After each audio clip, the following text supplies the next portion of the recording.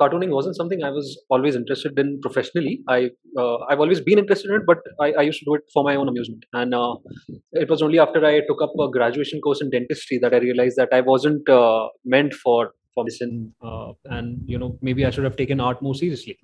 That's also the time when wildlife happened in my life.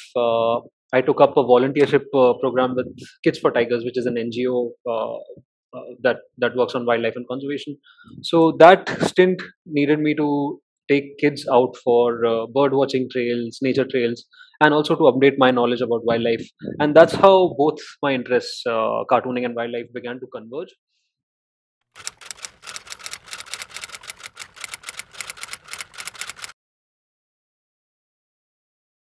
Uh, Green Humor started as a series of cartoons back in 2010 when I had barely begun to get published in a few in a few magazines initially. So Sanctuary Asia was the first magazine that published me. Then Save Us followed. I had a brief stint with Tinkle Digest, and then I started publishing with newspapers. So after I got a newspaper column, and I think it was 2013 when Go Comics started syndicating it online. That's when it really took off, and yeah. So since then, thankfully there's been no looking back. I've spoken about as many diverse issues pertaining to environment conservation as I could. Of course, it's a very unlimited canvas, so the exploration and the learning never stops. And I think that's also the beauty of doing what I do, drawing about nature essentially.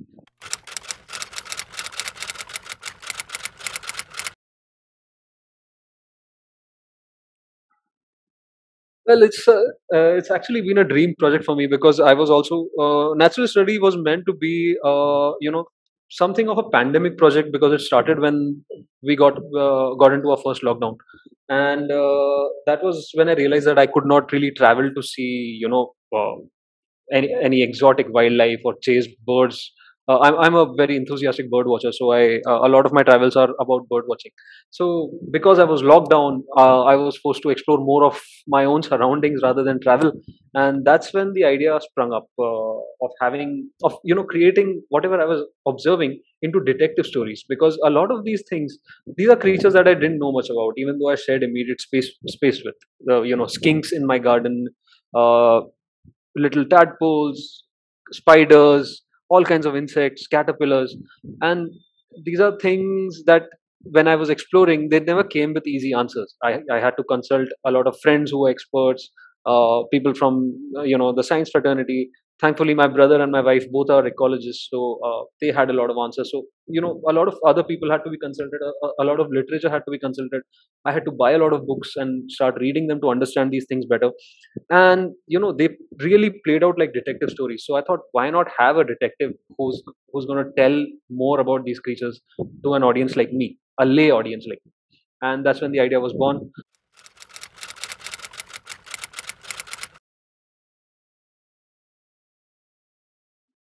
Yeah, so anthropomorphism is a big part of what I do, attributing human characters to animals to make them more endearing, to make them more relatable.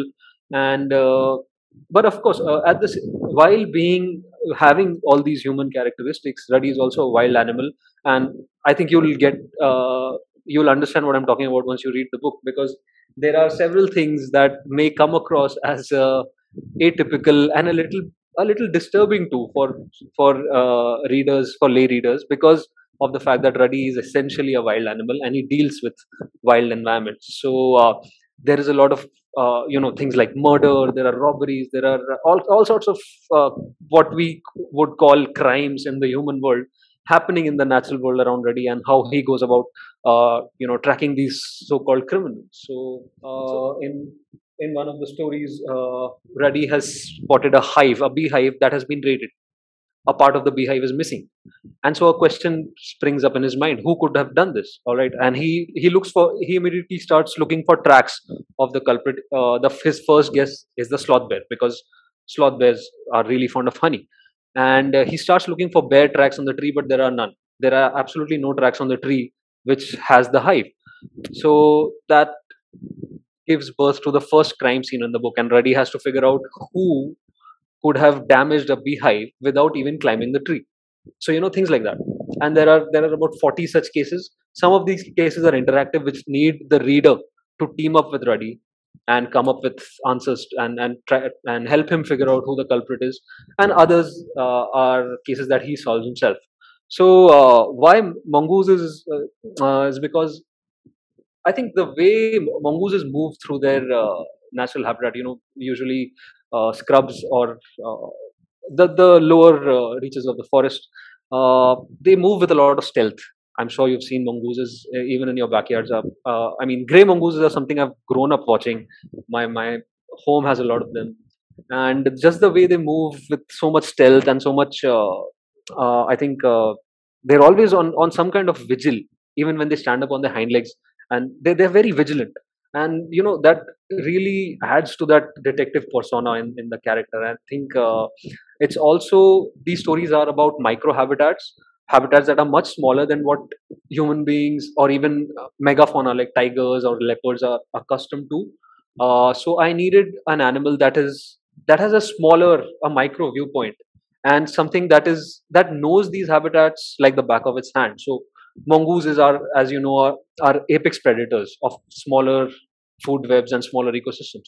So that's how the development of a mongoose as a detective came by, because I thought only a mongoose could know so many worlds at once.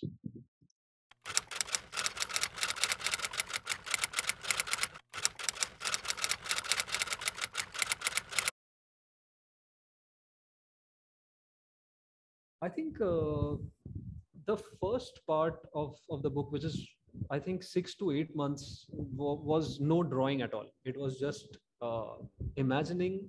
It was consulting a lot of experts, reading up a lot of literature, and even scientific papers. Actually, nat- naturalist studies research needed me to read up a lot more scientific papers than popular literature, which was quite a nightmare for me, because I really don't enjoy that kind of reading, which is why I simplify scientific jargon through cartoons. And I think a lot of scientists who are friends and even acquaintances have been very helpful with sharing information, and practically verifying everything that I've drawn, and whether or not I'm presenting it correctly. So I think the science fraternity has been very helpful.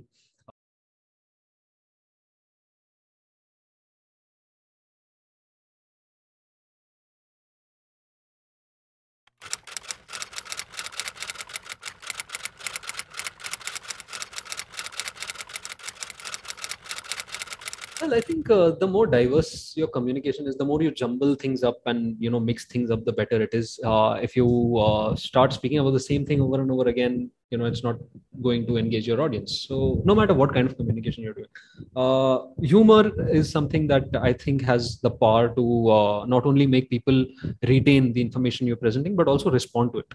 So that's something I rely on heavily. Of course, I'm a cartoonist, so that's my major portfolio.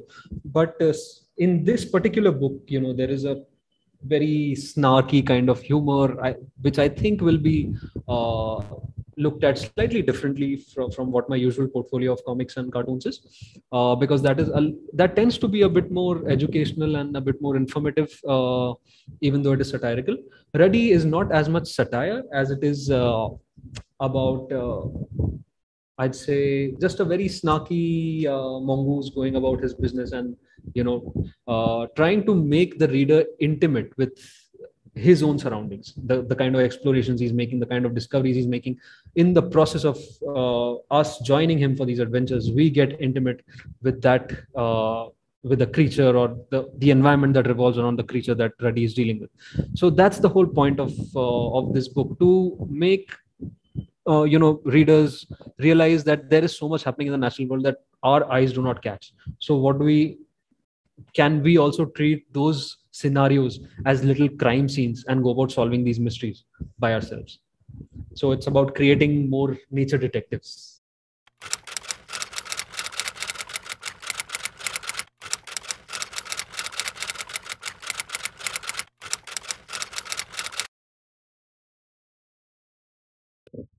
I don't think there is any dearth of inspiration in the kind of subjects that I've tackled, because new discoveries are being made every day.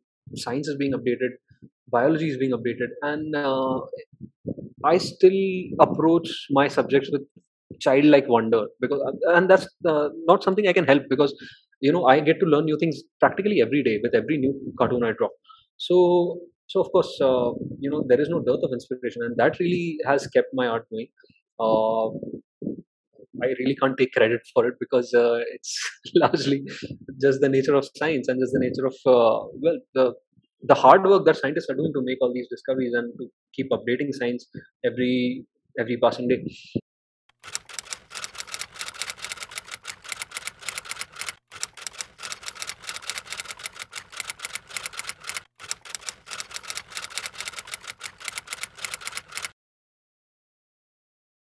Sure. So the maps I've been doing have had a lot of conservation impact, because these are usually displayed in nature interpretation centers and also in public places around wildlife sanctuaries. Uh, Usually, there also been other maps like urban habitats, illustrations of urban habitats. So uh, every time I have visited sites where these projects have been displayed, they have brought in all kinds of people together: tourists, tribal communities, people who live immediately around these reserves, and these illustrations have developed a sense of ownership of that place and of that uh, biodiverse entity among these people. And that's also helping forest departments convey the right kind of conservation messages to make communities feel a sense of oneness with what is being conserved, right? So I think those kind of illustrations that do not have a language barrier, that transcend language barriers, and reach a lot of people from diverse backgrounds, those are the ones that really make a lot of conservation impact. My cartoons also have recently been started to get translated into Hindi and other regional languages as well. I publish with a magazine, Chakmak, every month, which translates my comics into Hindi so that it reaches a wider section in the hinterland. Uh, Other than all of this, there have been a few tangible uh, incidents where I can claim that my art has had a small impact, but an essential impact on readers. For example, there are comics I've drawn about sustainable products available for menstruation. You know, so a lot of female readers wrote to me saying that they weren't aware of these products, and my comic helped them make the switch. I'm a man; I do not know anything about menstruation, so that kind of feedback really mattered a lot to me. Uh, there was a case where somebody from Peru wrote to me saying that he read a comic of mine and about the pet trade, and stopped and refrained from buying a marmoset monkey as a pet. So that's one case where I can claim that my comic actually saved the life of one monkey. So yeah, and it would I would like to have more such tangible impacts on readers in the coming months and years.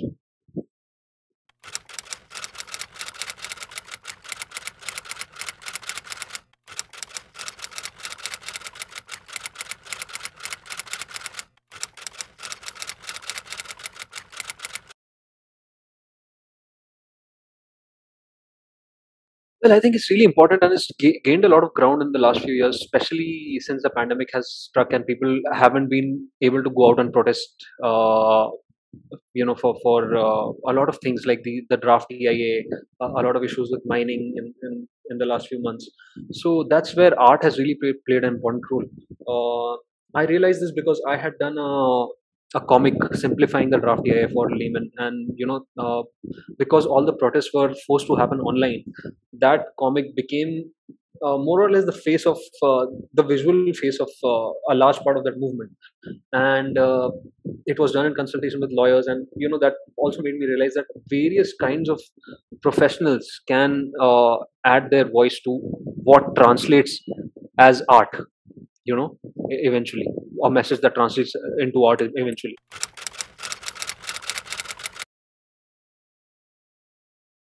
Well, I just request readers to be curious about what they are, the natural world that they watch on a day-to-day basis.